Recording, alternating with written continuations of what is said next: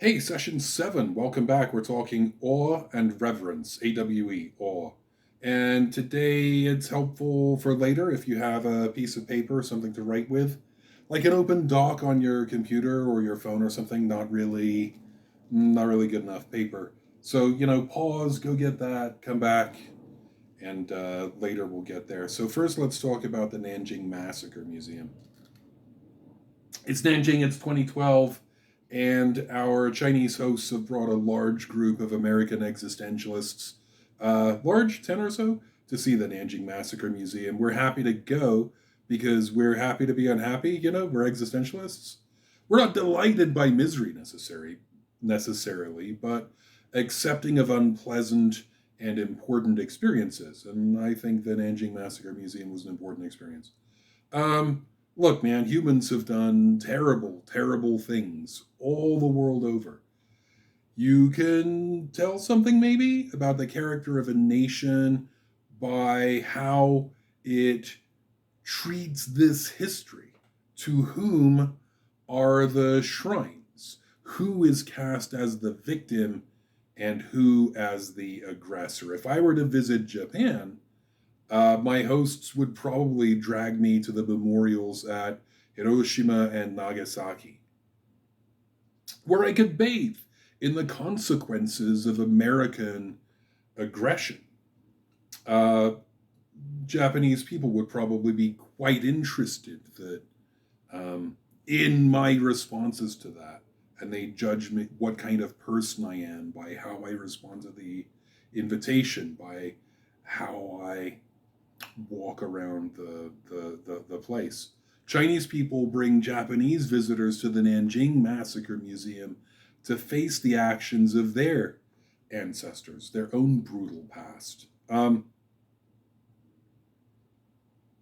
Frank Herbert suggests it's axiomatic. You cannot escape the violence of your ancestors, right? We all come from brutal, aggressive people. But, but go to Germany, and the Germans have preserved the camps where they murdered their own citizens. Auschwitz and Dachau, they're museums now, massacre museums, Holocaust museums. So some countries emphasize their own victimhood, others try to remember their own crimes, both to say never again, but that's quite a different emphasis, right? So American life took a hard right turn after the terrorist attacks of September 2001. We started nursing the wound. A particular American euphemism that doesn't mean caring for the injury, but poking it, right? Wallowing it, making it last, like nursing a drink at the bar. At the same time, we started censoring criticism of ourselves. Not the government, but the populace. Remember what happened to the Dixie Chicks, American music band, country music, how they were ejected from the music scene because they were critical of America. This has escalated in this year. It's escalated to storming school districts and ejecting the leadership. People who never cared about what was going on in school districts and school libraries before are suddenly there, getting books banned, banning the books by black people about the way America has treated black and other people of color, banning books about the Holocaust, demanding that both sides of the Holocaust be taught, and really trying to teach children only the positive aspects of our history. Back to Nanjing, 2012. About 10 of us, go through the front door. I go straight to the first exhibit on the left, stand there a moment, taking it in. It's moving, it's touching, it is. That's what it's for, is to get the emotions pumping. There's some artifacts in there collected from the roadside along this 100 or so mile swath that the Japanese soldiers took to Nanjing from their landing at the coast, burning and raping and murdering, executing and beheading all along the way. There's some women's clothing and a few other items I don't remember, and there's a child's shoe, a baby's shoe. There's a few words in English to give context to these objects. What I really remember very strongly is that shoe. And I accept the pain of these objects. I accept the pain of the message. It's blunt. It's like a fist to the gut. I just, I take it in. I know what it means. And, I'm familiar with the language being spoken here. I take it in. I move on to the next display and accept the pain found there. Each of us has our experience of this place. We meet in the courtyard after an hour or so, just emotionally fatigued, beaten, full of empathy, both for the long dead victims who could not speak about the massacre, and also for the artists who put this together, full of their own feelings. And now we're confronted with statuary, scenes from the atrocity, every exhibit making it personal. Mass murderer Joe Stalin noted a single death is a tragedy, a million are a statistic. Nobody knows how many people the Japanese murdered that day and tortured that day. Nobody knows how many people even lived in China at the time. The numbers, however, they're meaningless. They're meaningless. We've heard it all before. But the museum, what it does is highlight a few human stories, a few individual crimes, because we can have empathy for a person, and that's what it does. And the statue garden out back it does a tremendous job of that. So we're standing together, American existentialists and some Chinese visitors. We're standing together, collecting ourselves, and then gathering ourselves. And then someone notices that one man is missing. I'll mention his name in private. I don't want to expose him here. But this friend, this mentor is missing. We go, where is dude? Where's dude? Has anyone seen dude? And like his son is there, but no one has seen dude. So we go back into the museum to find him, and he's still standing at the first exhibit, staring at that shoe. This is awe, right? I looked at it. I looked at the shoe, and I'm familiar with the language. I know what the child's shoe means in this context. I look at it. I feel what I'm supposed to feel. I move on. My friend looked at it and did not know what it meant, and therefore stood there letting it affect him. The old Buddhist writings, they say, in the beginning, mountains were mountains and rivers were rivers. In the middle, mountains were no longer mountains and rivers no longer rivers. And at the end, mountains were once again mountains and rivers once again rivers. It's possible you're in the middle. It's possible you're in the middle. With me, I'm telling you, everything you know about psychology and therapy is wrong. Psychology is dog shit. Everything familiar becomes uncanny.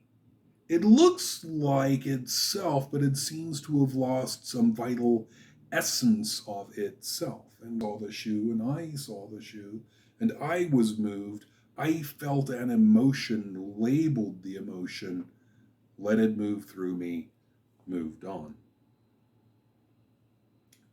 My friend saw the shoe and was moved, was transported. He didn't label the experience or understand the experience. He experienced, right? He was present in a way that the rest of us were not. He experienced. Everything was new.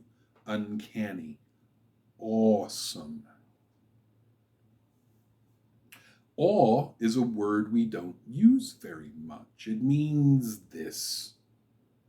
It means being knocked out of commonplace experience into a way of being that does not understand, where the mountain is not a mountain. It's a new, fresh, unlabeled, unlabelable experience. It's wonderment thrown into wordless wonder.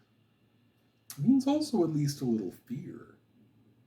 I love the ocean. I love space. James Webb is blowing me away right now. Um, Man, so much infinity in like a 1 degree slice of the night sky. Or I stand at the seashore and stare off into the blue. I'm so small, so powerless, temporary, insignificant. I could disappear. We're talking about cultivated naivete. This is not a natural position, not for a human. Religious people might, depending on the emphasis of their faith tradition, cultivate this way of unknowing, of unlearning. Some religions, though, are dogmatic and push a lot of certainty.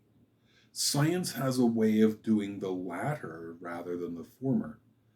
Certainty is the decision to accept no new information.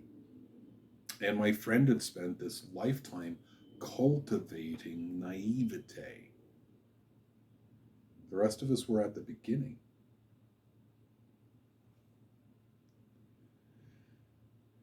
Satir said, "Every person is wonderful." This seems naive, not in the good way naive. It seems unrealistic. We've all met some people who are clearly not wonderful. She might have meant that, the positive connotations, or she might have had this unrealistic standard in mind. She's dead and not available to question. She acted as though it were true, though. As if it were true. I can emulate her this far. I can treat each person as wondrous, as uncanny, as full of unknowns. A phenomenon to experience, not a problem to solve, or a specimen to dissect and label. In psychology, it might be better to let people describe themselves. So, draw a person in the rain is an informal projective test. The client has paper, whatever art supplies are on hand, and we ask them to draw a person in the rain. The therapist understands that whatever the person draws is some projection, some representation of that client's self.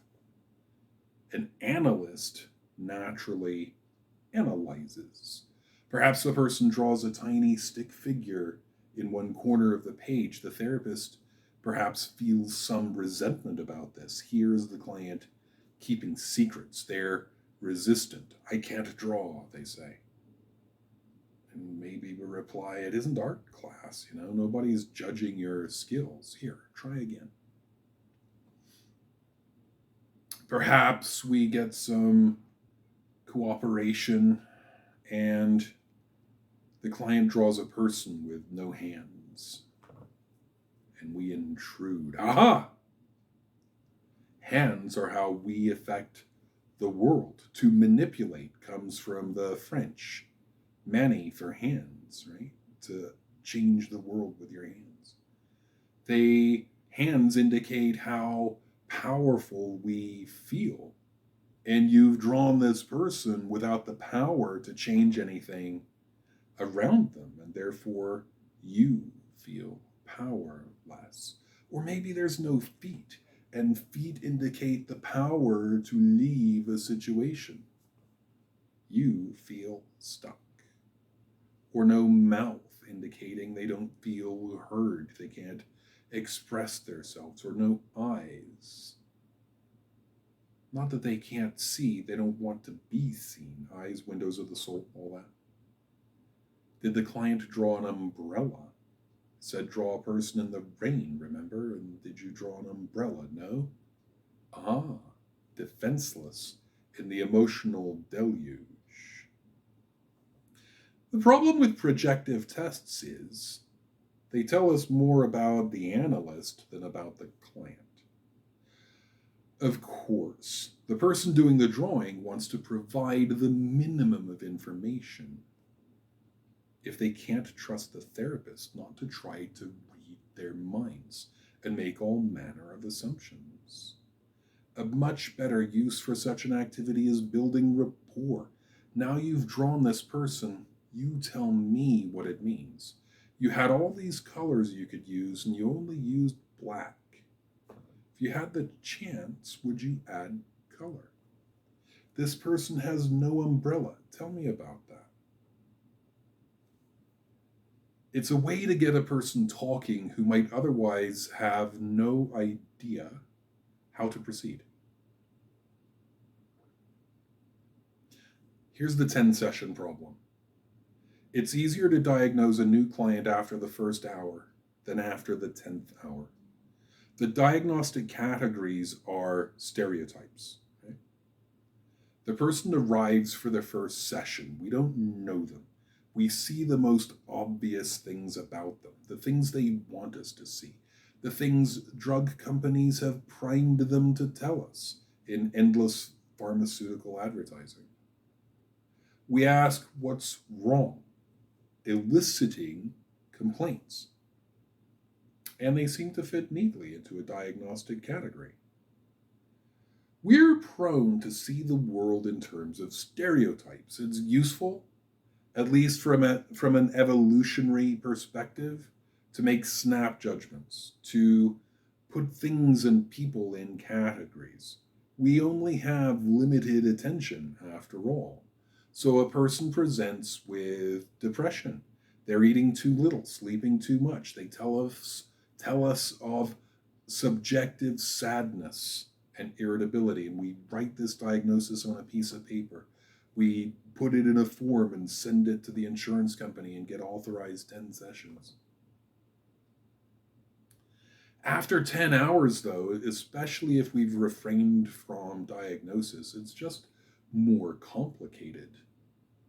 The person has told us more about their life. They have moments in session in which they are not merely sad, but funny, joyous. They're sensitive. They have circumstances, right?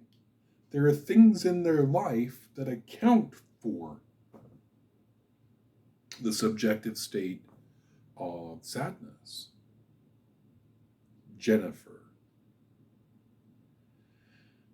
Jennifer came to my practice just a handful of times. Her first day, here she was, a full-bodied woman, straight black hair, thick red lips, sensual like a vampire. We do this preliminary stuff, paperwork. I try to explain how this is supposed to work, but I'm so junior at that time, I barely know myself how existential therapy is supposed to work. And then I ask, paperwork's done, and I ask, so what brings you here? What brings you to therapy? And she tells me, I've lost the love of my life. And I can't seem to get over it. Writing this, I was tearing up, putting her words in the document because she was so injured and so intense, even in memory. She just let that hang there, making me ask, go on, tell me more about that. It's been 3 months. She dated a man for 2 years. Great sex. nearly obsessive passion, living in each other's pockets. You know, he stayed over one night and then he just stayed and never left. And she thought they were getting married. They loved, they had fun, they argued, and increasingly fought over just meaningless nonsense. Her emotional life was too much for him. Right? Another doctor, an MD, had diagnosed her with bipolar disorder, and she had this just huge emotional life. So she tells me the story, and then dabs her tears with the, you know, the ubiquitous tissue box is on the table. She's waiting for some assessment, like a doctor. And all that I said to her was, well, why? Why would you want to? If this man was the love of your life and you had this passionate coexistence for 2 years and you were planning on forever, well, why would you want to just get over it?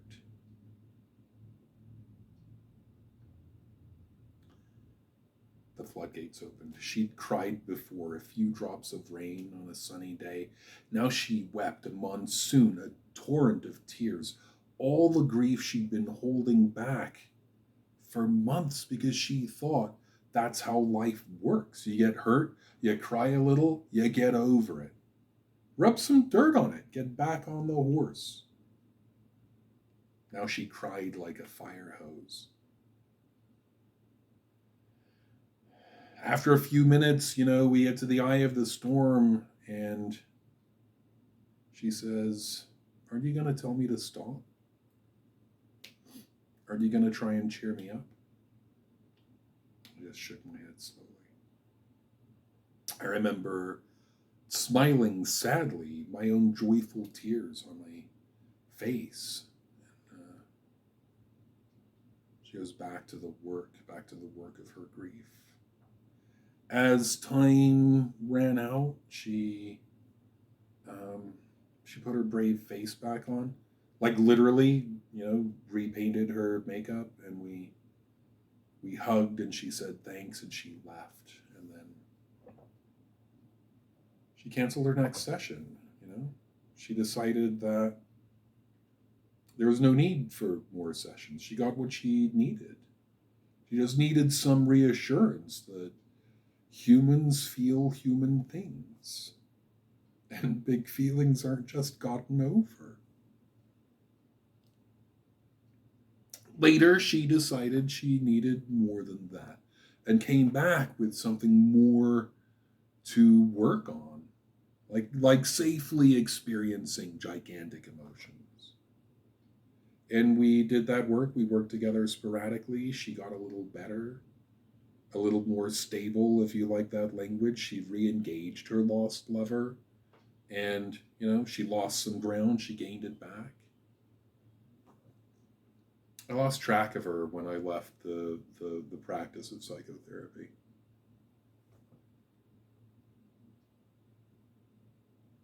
Frank Herbert. An object seen from a distance reveals only its principle. Frank Herbert wrote science fiction, Dune, and this is part of the story of Dune, the desert planet, right? You see a dot on the horizon. Something is there. That's all that you know. To know more than something exists, you have to approach. As you approach, you might discover this is a person in the distance, coming or going, friend or enemy, native or interloper, you can't be known. But the closer you come, the more that you know. Person, man, friend, specific friend with an identity. People aren't categories, right? We're talking about reification because we're almost always talking about reification. People aren't categories. The map is not the territory. I could easily have diagnosed Jennifer with depression. I could have supported the diagnosis of bipolar, just made a note in the file. But then I'd have known nothing. Certainly nothing of her tremendous sensuality, of her courageous hell for leather, unrestrained love, of her tender grief. She would never have brought her guitar into session and sung Eleanor Rigby for me. She got better. She got better not by taking meds or by understanding her relationship with her mother when she was 5 or by relieving any of her symptoms. She got better through the much more difficult work of feeling her emotions fully, being with them, so that they didn't dominate her existence.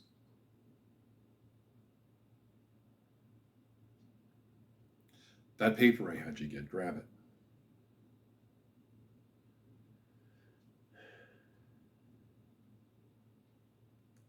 Tear it into 5 pieces. On 3 of those pieces, write a word that describes you.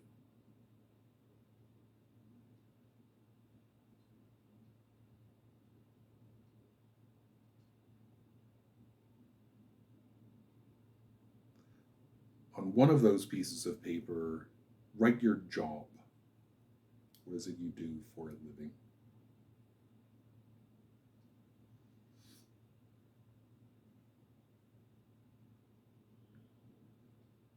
On the last piece of paper, write your name.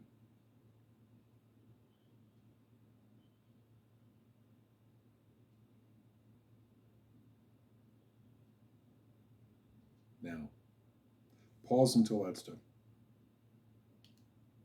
Now, pick one of those 5 pieces of paper. Destroy it.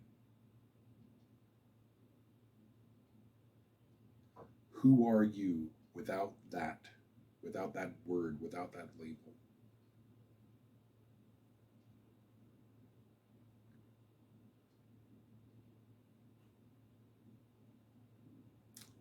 Pick another one.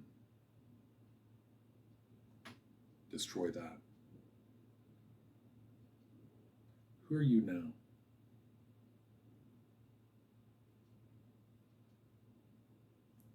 Keep going.